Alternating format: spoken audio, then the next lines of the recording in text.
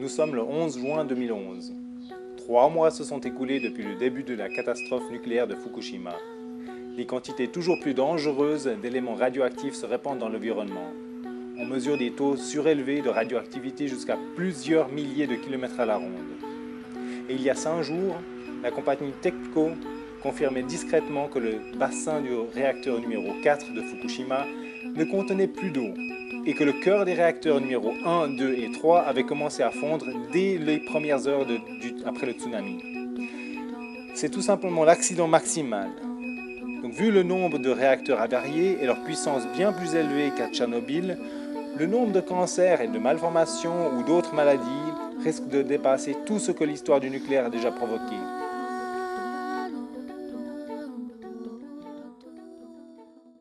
Faisant suite à l'appel des Japonais pour la journée internationale de commémoration de Fukushima, la JUN, l'Alliance jurassienne non au nucléaire, a organisé ce 11 juin une manifestation éclair à Delémont.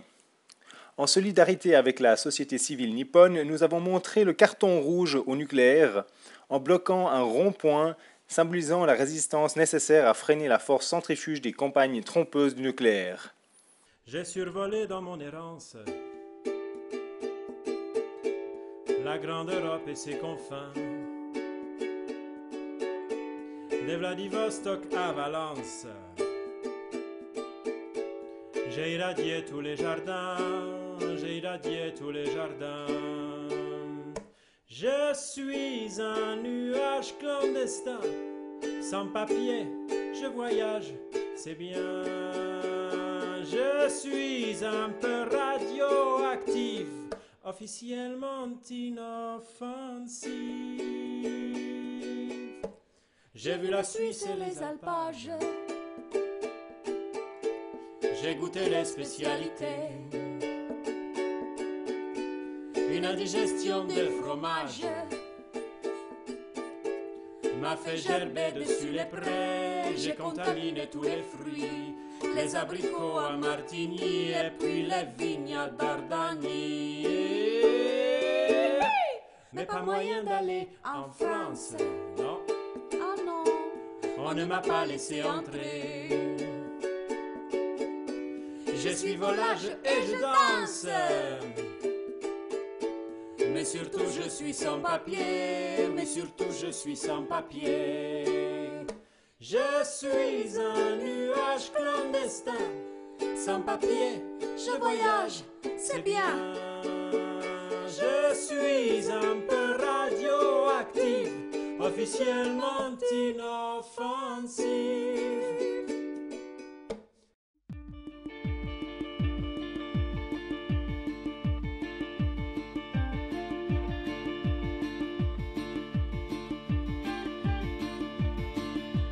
Il ne reste que quelques minutes à ma vie. Tout au plus quelques heures, je sens que je faiblis. Mon frère est mort hier au milieu du désert. Je suis maintenant le dernier humain de la terre.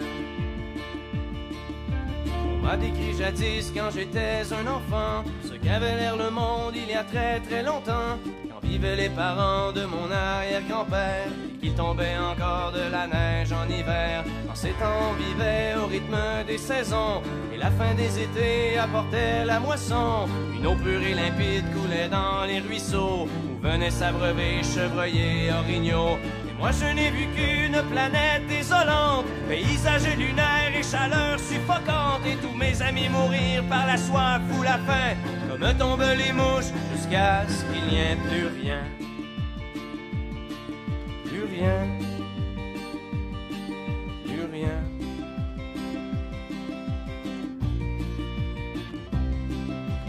Il ne reste que quelques minutes à ma vie. Au plus quelques heures, je sens que je faiblis. Mon frère est mort hier au milieu du désert. Je suis maintenant le dernier humain de la terre. Ça a commencé il y a plusieurs années, alors que mes ancêtres étaient obnubilés par des bouts de papier que l'on appelait argent, qui rendaient certains hommes vraiment riches et puissants. Ces nouveaux dieux d'un recueillement de rien étaient prêts à tout pour m'arriver à la fin.